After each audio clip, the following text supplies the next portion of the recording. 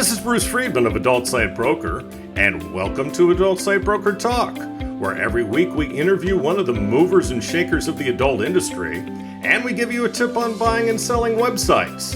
This week we'll be talking to Matthew Bennett, the English Leather Master.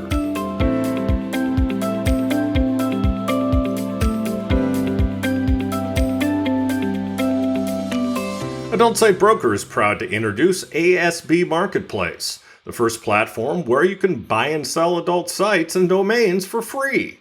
ASB Marketplace allows buyers and sellers a chance to come together on properties that are valued below our company's minimum of $50,000.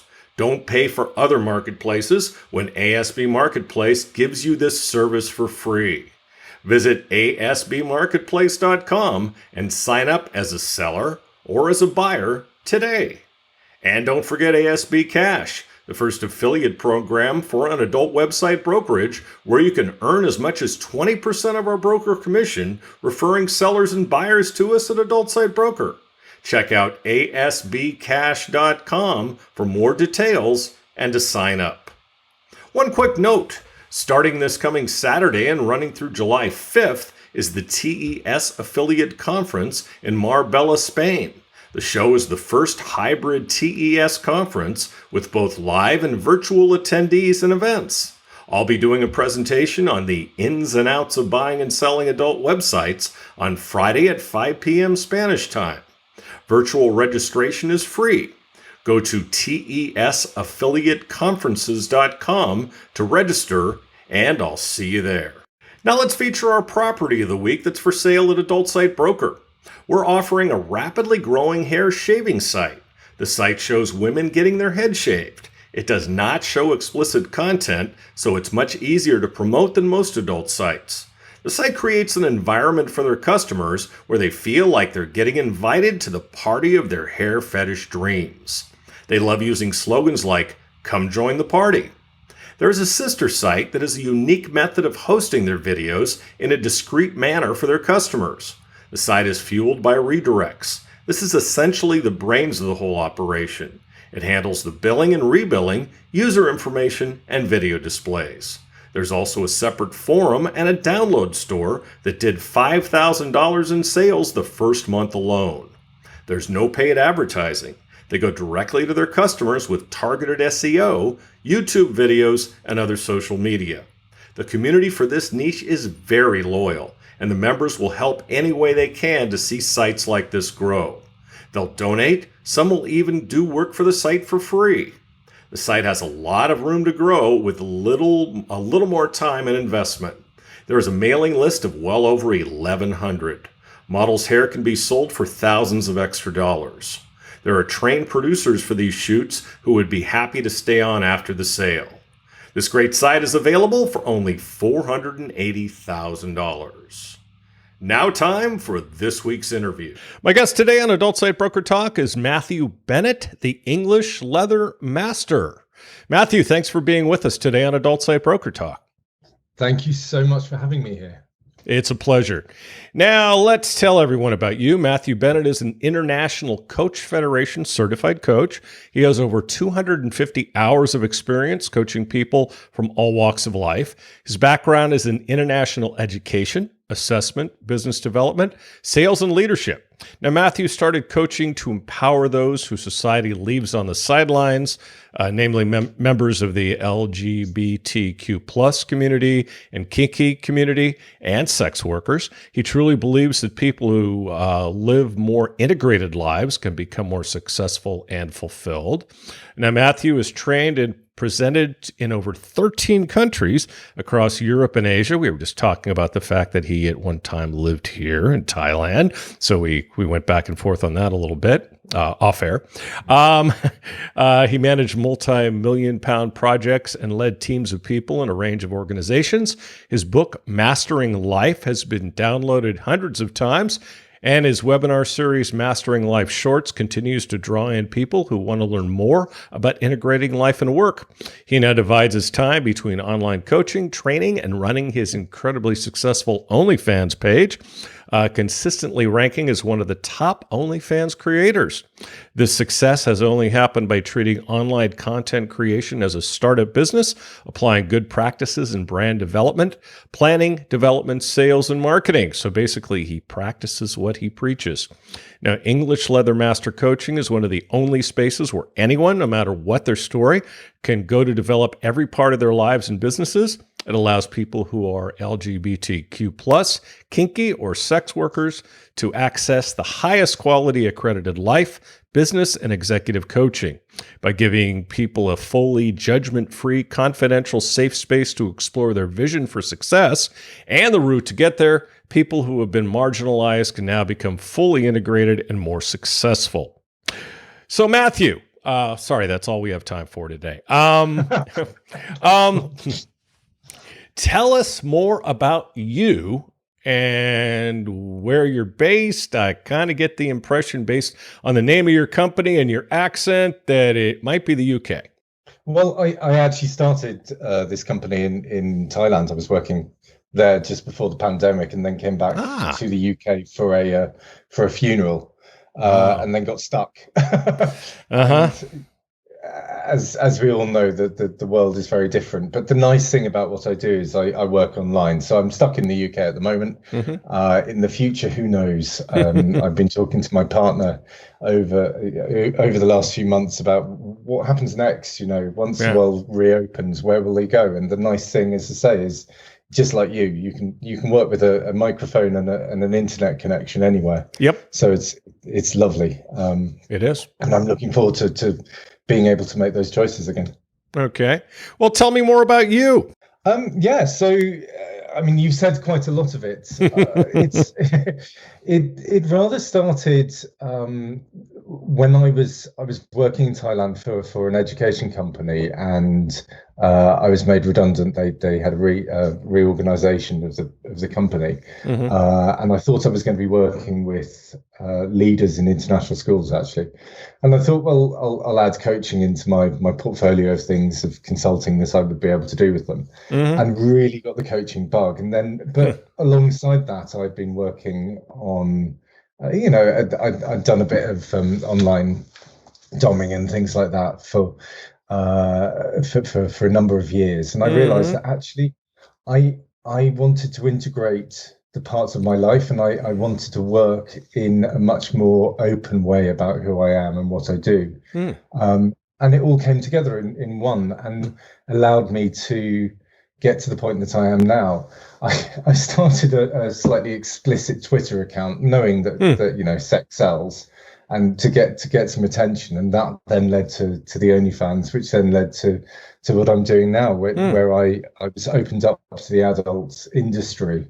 Met lots of people in the adult industry, and realized that there's this whole world out there that people don't really know, with all these people working really hard, in the same way that a donut shop or a juice bar would be doing to try and improve their businesses. Sure. It's happening in the adult industry, and I really wanted to work with people through that, and that's where I am now. So I put out loads of content. I try to be very open about what I'm into, very, very excited by what other people are into, and at the same time making some money along the way, and then helping other people do the same.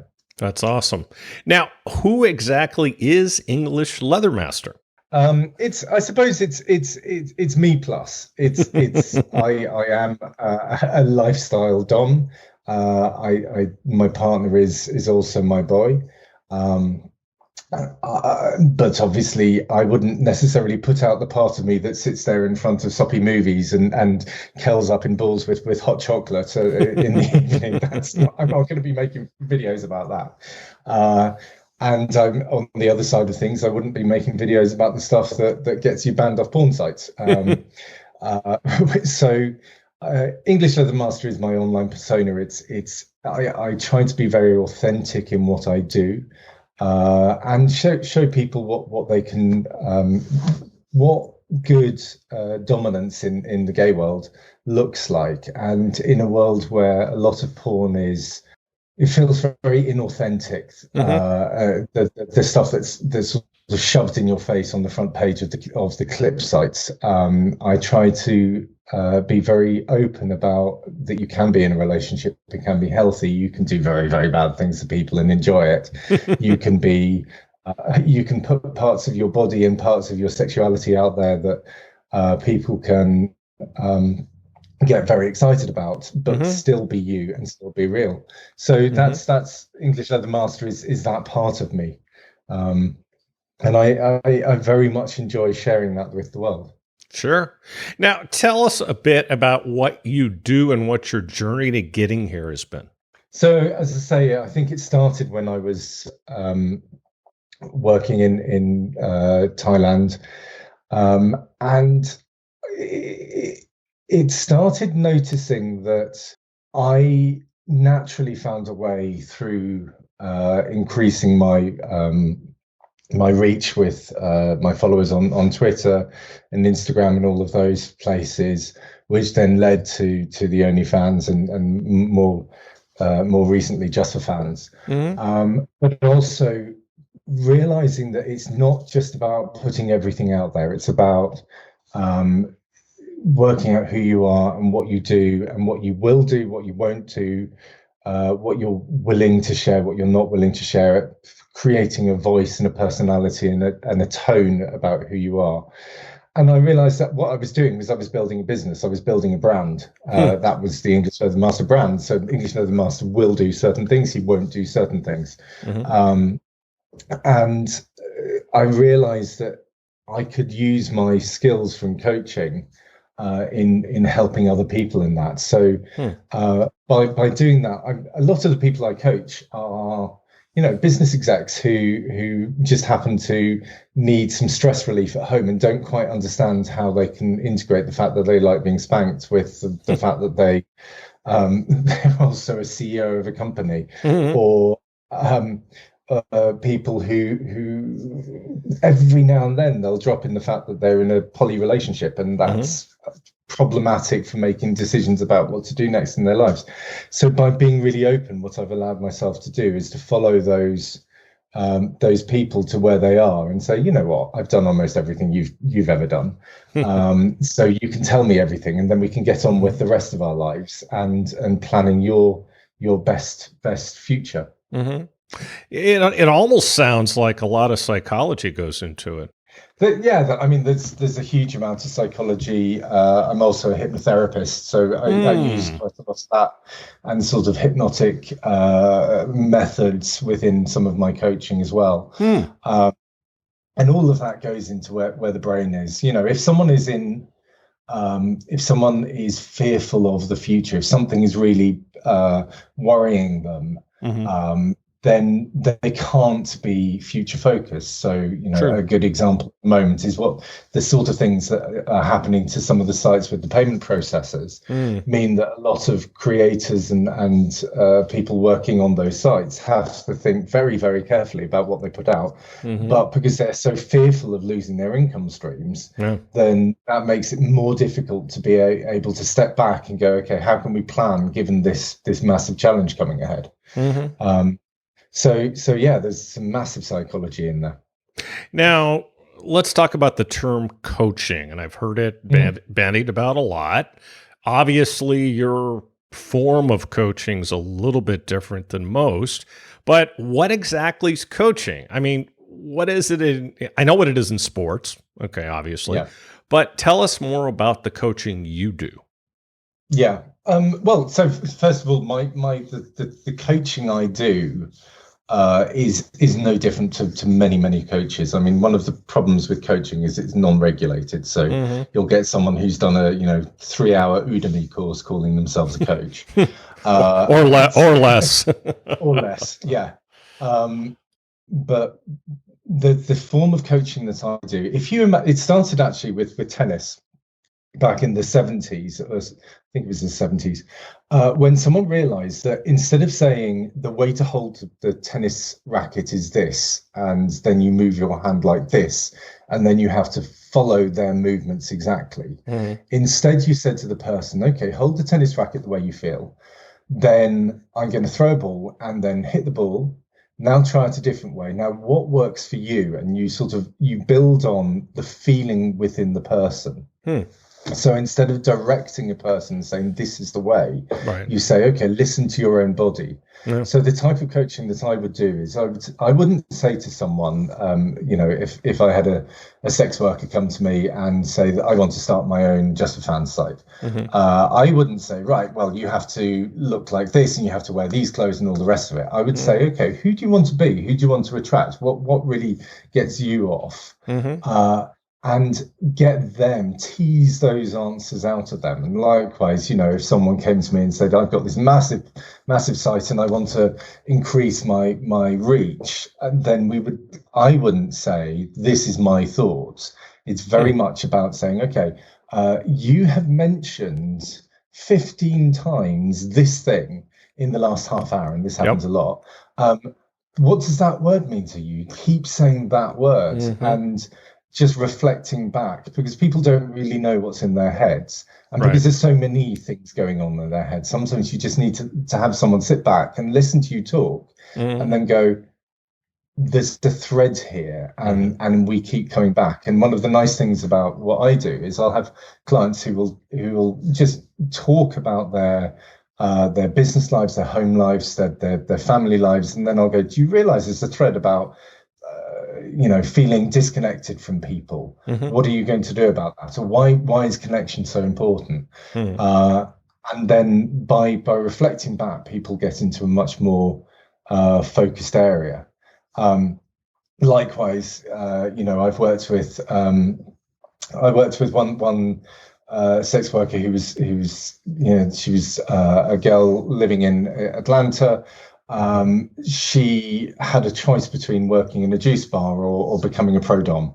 And I was like, okay, where do you want to go? What do you want to do with this? What is it about your life that allows you to do this? And instead of having a binary choice, suddenly she had many, many choices ahead of her, because she was going beyond that binary choice into what do you want to be? Who do you want to be? And how is that going to help you move forwards in your life? So it's really all about asking the right questions and then listening. Yeah, absolutely. Okay. And doing a lot of shutting up, which is something I don't do very, very naturally, I have to say. Me either. I was talking to my attorney Chad yesterday, and I said the very same thing to him. We had something that I was concerned about contractually and how it affected my business.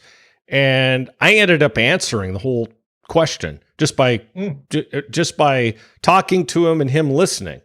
And he said, well, you came up with the answer, didn't you? It sounds like he's a coach. That's exactly what coaching is about. He doesn't know. He doesn't know he does know he's a coach, but he absolutely is.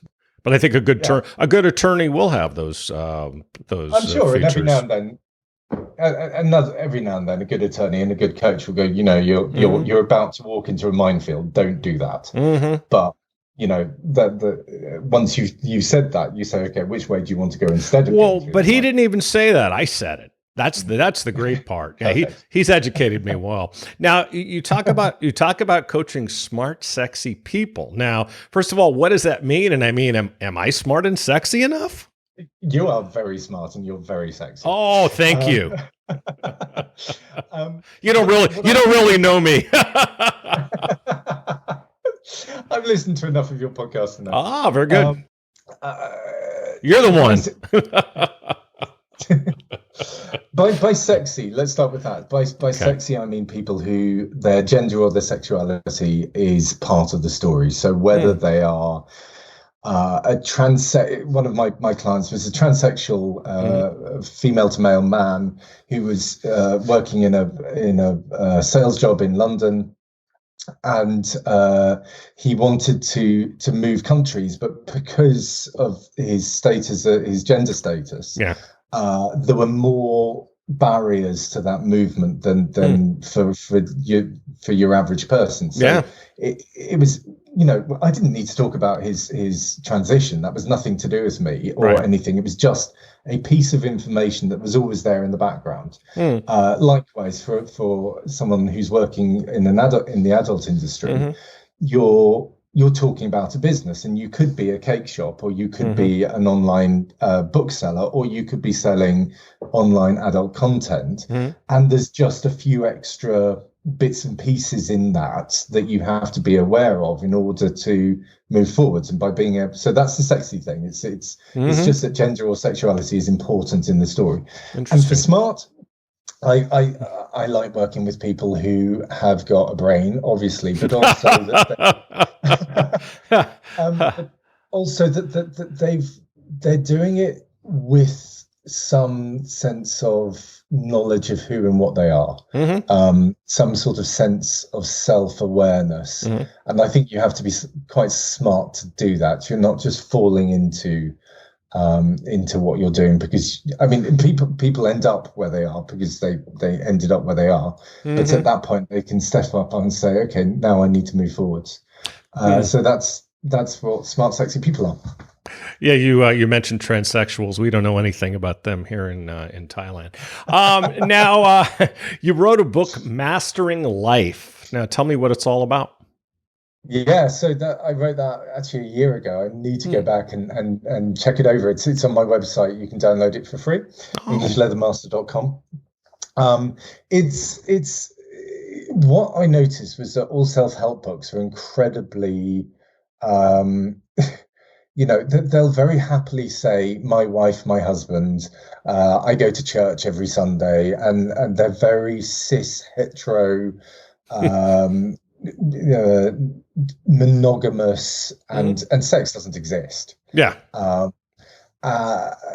Every now and then, especially if you're a Republican. Yeah, exactly. They've all been written by members of the GOP. Exactly. Or by SAS soldiers, or by cricketers, or something very very very mainstream. So what I tried to do was I tried to bring together all the sort of advice I'd read in lots of different areas in business and in life coaching, and put it all together, but with a bit of a bent on, in particular, LGBT plus or kinky people, and saying, okay, when you're using the CBT triangle, as that's cognitive behavioral therapy, not cock and ball torture.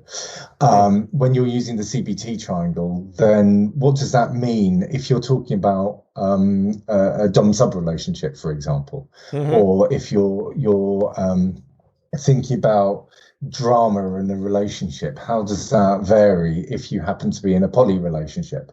So it's just trying to be a bit more open, and so people can read it and go, oh yeah, that's me, rather than I don't resonate with this person who goes to church in Arkansas every Sunday. God. What would people in the adult industry get from coaching? The ability to, well, I mean, it's the same as anyone would get in any industry. It gives them a space to work out what they want from their business and to move forwards. It gives them an external perspective that allows them to find their best way to do anything that they want. So to find first of all, to define what success means for you, and then to move forwards and find the ways of achieving that success. And then in the adult industry, where there's a lot of stuff that's literally in your face, but it's very difficult to see how you can find your niche, whatever you're doing, whether you're running a website or whether you're a single content creator with an iPhone. It's trying to find your niche and find your audience and find the best way of marketing your niche to your audience, making sure that everything that is there in your in your business is leading you to where you want to go. And it may be that you're a creator who wants to get out of the business within 3 years, having made enough money to buy a house, or it may be that you're trying to buy up one of the major porn sites. It doesn't really matter. all of those things are Mm-hmm. valid, Mm-hmm. but sometimes it's difficult to get someone to sit by you. I mean, you were talking about your attorney. You Mm-hmm. must be able to talk to your attorney about what you do. Right. And you have to be really careful sometimes in Mm-hmm. finding the people who won't sit back and judge you Yeah. or for that. So it's a minefield, and so finding a coach who is happy for you to say, "Oh yeah, I get my wobbly bits out and on camera and make loads of money," is important. Yeah, it's got to be non-judgmental, especially in the adult industry, doesn't it? Yeah. Now, what have you learned from being in the adult industry? One of the things I've learned the most is how hard people work. Mm-hmm. It's everyone thinks that you can set up a camera and just spread your legs and show everything and you'll have people running to you, and it's just not the case. Yeah. It's also that you can very easily be pulled down routes that you look back at and think, I really wish I hadn't done that. Mm-hmm. Because you haven't done that upfront thinking about what do I want to do, what don't I want to do is very important. And whether that's showing a particular part of your body or showing your face or using your name or including acts that you're not you're not happy about, or by showing a persona that gives the wrong impression, that means that if an 18-year-old came to you and said, "Oh, I did this because I saw you doing it on camera," and you think, actually, that's not what I wanted. So it's about planning, but people have to really work hard to get there. And so you can get really wound up into an online marketplace that you have to get more out, bigger, stronger, faster, whatever it is. And actually, sometimes being back, I mean, listen, I'm in my 40s. I'm not particularly toned at all. I'm quite average in most ways. I'm doing quite well, but that's because I found my niche. But it took me some time and huge amounts of work. And I've got huge amounts of respect for people who work very hard for where they get. Yep. Whatever they're doing. And I think it's that real hard work that no one sees. Yeah. Well, what people don't realize who aren't in our industry is that sex work, and it's going to sound like a cliche, but sex work is work. Yeah. Yeah. And if you're not in this industry, you don't get it. No. You think that those videos you see of a couple shagging on their bed are done without any thought, and what you have to remember is the amount of preparation and setting everything up, and then the editing, and then the uploading, and then the getting it out there. That's there, and the amount of work to get to that place is important. Absolutely, and it takes a lot of time and effort. And then also within that, the fact, I mean, I do a lot of my scenes with my boy, and we have to be really careful to have a distinction between this is when the camera's on and this is when the camera's off, and make sure that we don't just say, we got our rocks off together with the cameras on. We don't need to touch each other again this week. You have to remain in that relationship in my case, and if you're working with people outside the relationship, then there's all of those issues around legalities and paperwork and tests and all the things that you have to think about. Yeah, I would imagine a lot of couples who do what you do, I would imagine it can be very damaging to a relationship. Yeah, you have to be really careful, I think, to make sure that you keep the relationship. And when my boy said to me a few months ago, we only seem to do this on camera, I had to sit back and go, okay, we need to change something here. Yep. To make sure that our relationship is more important than my business. I love it. Coaching the coach. Yeah, absolutely. What do you enjoy the most about working with people in this industry? I love people's really weird fetishes. I love personally. So this is as a content creator. I love making custom videos because I love people who go, you know what? I want you to be my stepdad who's into balloons while stepping on jelly babies, or whatever it is. I'm like, okay, fine, let's do this. So it's the creativity I get from that. What I love from the people I've worked with is Hmm. just their passion about what they do, Hmm. and the their especially the people who have been in it for a while, their understanding of themselves, because I Hmm. don't think you last very long if you don't get who you are, and you don't sort of take that. And when I was a teacher, um, I used to go into to school, and in Hmm. the UK, the teachers are very formal, and the kids are in uniform.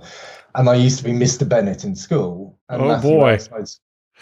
And to some extent, that's what I do now. I'm Yeah. English leather master when I'm on cam, and I'm Matthew when I'm not. And Hmm. I notice that a lot, in that the people really work to have their persona and their who they are in two different places. Hmm. Um, and that takes some time and some effort, especially when it is literally, all encompassing. You're using your body. Um, so I've loved working with people who are very aware of that. Yeah, I just love the people in this industry, just the people and their passion Mm. and their love. I mean, this is the I've said it many times on this podcast. This is my family.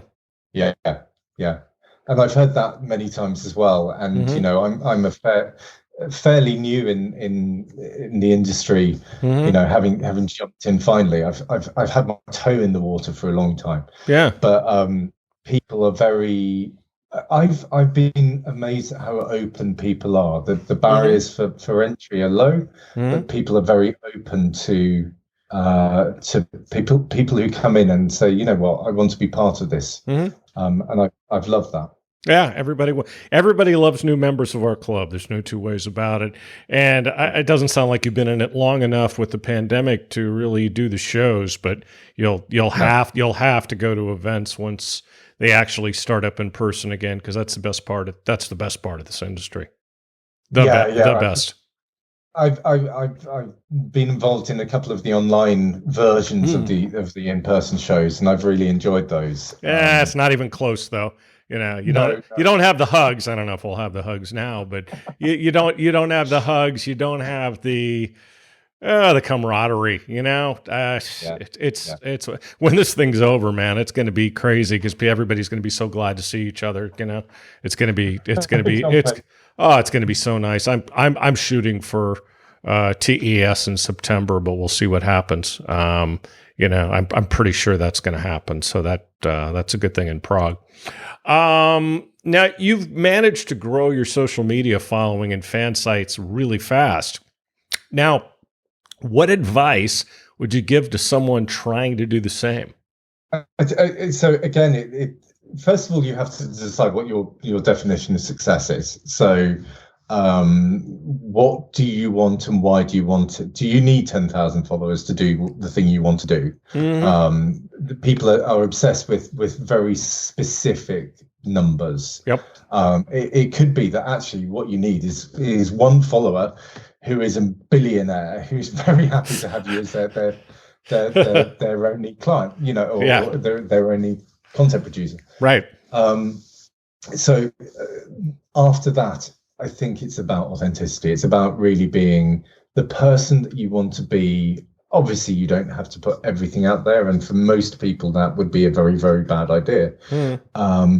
But it's by being the people who don't last very long, are the people who are they're just a body part, Hmm. and they are interchangeable with anyone else Hmm. and anyone else's body part. Hmm. And so by being more of a whole person, I think is important. And then it's about following, again, in exactly the same way that if you Hmm. were opening a clothing shop, you put in a load of clothes that you think might sell that you like, Mm-hmm. and then you notice that certain brands, certain ranges sell really well. So you start following that, Yep. and you become that thing. So I've got certain there's certain fetishes that whenever I put a video up, huge amounts of people join my OnlyFans. Mm.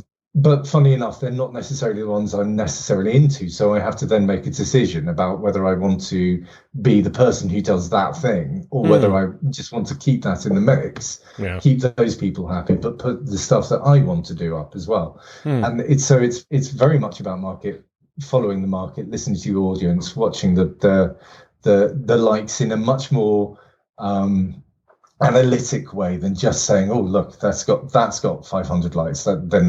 Then I feel good about myself. It's like, well, why did that get 500 likes or 5,000 likes or whatever it is? Yeah. It sounds like kind of like the goal with your coaching. It's all about what makes you happy, right? Well, otherwise, why are you doing anything? Exactly. Ultimately, there are far easier ways to make money than in this industry, because if you can go and work in a dead end job, working 9 to 5, and you can close your computer at 5 o'clock and leave and never think about it again. Not worry about the fact that, if someone found that you were working for dead end accountants next year, that they wouldn't give you a job. This industry is not the place to be in if you're worried about that. Yeah. Or if you are worried about that, then there's ways of dealing with it. But so it's got to make you happy, and if it doesn't, then get out of the kitchen. You talked a little bit about coaching and goals. What's the best way to set a goal for your life as a content producer? The best way of setting a goal for anything, in fact, is by thinking about you in X number of years. For some people, that will be, it's a common first coaching session question of when you retire. First of all, how old will you be? If we're allowed to retire these days. And what will you look back over your career and say, I've done? Or it could be in where are you trying to go with this? What are you trying to get? What do you want to feel by the age of 35 or 55 or 95? What do you want to have? And therefore, so instead of getting stuck in the mire of, I want to get an intro and a logo and a boob job, you think about, actually what I want to be living in this sort of a house or having this sort of lifestyle. And then what you can think is, if I'm getting my boob job, will that get me to that lifestyle? Or actually, is it going to hinder me, because by getting the big boobs, therefore I'll be seen as this person, and therefore I won't get that. So it's questioning the assumptions of the today by looking at tomorrow. Just to let you know that Thai women love my boobs, so I think I'm gonna be okay. Yeah, I always get that comment. So can you give examples of how you've worked with people in the adult industry? Yeah, so I mean, I mentioned before the sex worker in Georgia and in the USA, and she literally had a choice between working at some juice bar or becoming a dominatrix. But she was living at home. She was very much doing it because she was trying to work out a way of paying her way through college. So we were trying to work together on finding her niche, on finding her online persona, which also was an in-person persona in her case. Trying to work out how she could maximize the benefit of the time. So she couldn't make content at home, for example. So she was then she had to pay to go to an Airbnb or a hotel room, and then she was very much breadline. How can you, for that $100 that you spent on going there and getting that room, how can you maximize the content you'll get out of that? So it's very, very tight with her. There was another one who I worked with who was, again, an in-person sex worker in this case, and she had chosen at the age of 30 or so to move from a marketing job to being an in-person sex worker. Interesting. Yeah, and so she by having that choice, she was in a very different space, and we were talking about what her website would look like and what her marketing would look like and what she was going to accept she would do and what she wouldn't. And she was living in a country where they have agencies for these people. Yeah.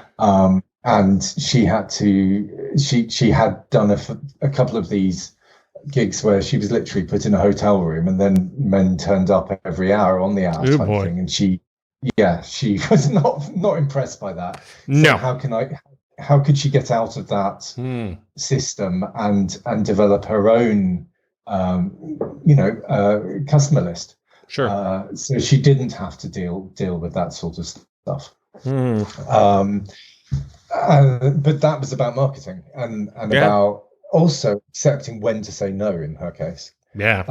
And then with some people, it's been about the plan for, I'm enjoying this now, but I know that my body will give up in 2 or 5 or 10 years. Therefore, what's the next step? Do you find as a content creator yourself that content creators are drawn to you as a coach? Yeah, I think one of the nice things, one of the issues with coaching is that it's very difficult to show success as a coach, because obviously everything, in the same way that a therapist, you don't put too many, you don't have recordings of your therapy sessions online. Yeah. With my sort of coaching, it's difficult to see all of my clients, but you can see what I've done, and you can see where I've created stuff, and you can see the success I've made for myself, and therefore other people come to me and say, yeah, look, I've seen what you do, and therefore I sometimes they're like, can you teach me how to do what you do? And I said, no, I can't, because I am not you. Yeah, and you're not me. Yeah. yeah, exactly. And you don't have the same drivers as I do. You don't have the same enjoyment of certain things that I do, whether that's a physical thing. One of the things I love doing is I love ad-libbing at camera. Other people would absolutely hate doing that and need to write scripts. I can't stand scripts. Yeah. So the way people work will always be different, but they can see that I have done what I've done, and I've been successful in what I'm doing. And that, yes, you're right, that draws people. Now, Matthew, how can people learn more about you? So go to my website, englishleathermaster.com. And then if you sort of poke around on my website, then you'll see some of my webinars, my book, and more information. You can get in touch with me there, or you can follow me on Twitter at ELM Coaching. For the safer work stuff, and English Leather at English Leather M for the non-safe work stuff. Fantastic. Well, I'm looking forward to reading that book. I was gonna buy it, so you lost a sale. Okay, Matthew. Go ahead. I like giving stuff to. I love giving stuff to the community. I understand. I do this because I love it, so it's out there for everyone. I agree with you. I do the same. Matthew, I'd like to thank you for being our guest today on Adult Site Broker Talk, and I hope we'll get a chance to do this again really soon.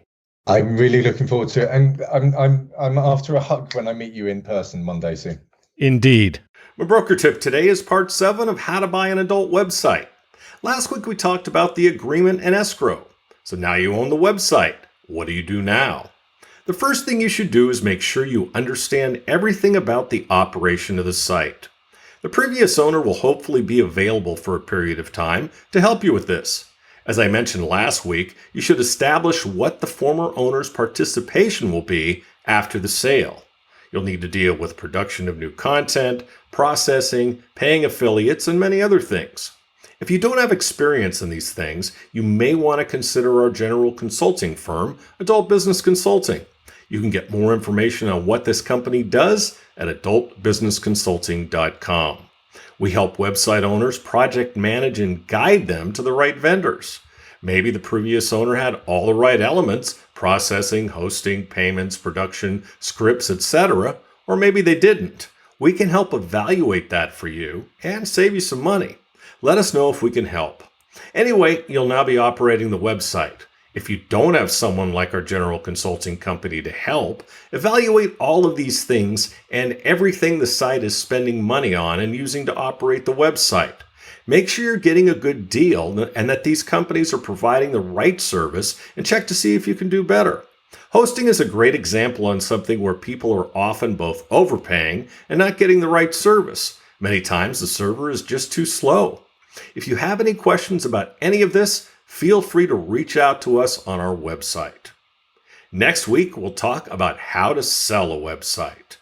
And next week, we'll be talking with Neil of Vanilla Gaming. And that's it for this week's Adult Site Broker Talk. I'd once again like to thank my guest, Matthew Bennett, the English Leather Master. Talk to you again next week on Adult Site Broker Talk. I'm Bruce Friedman.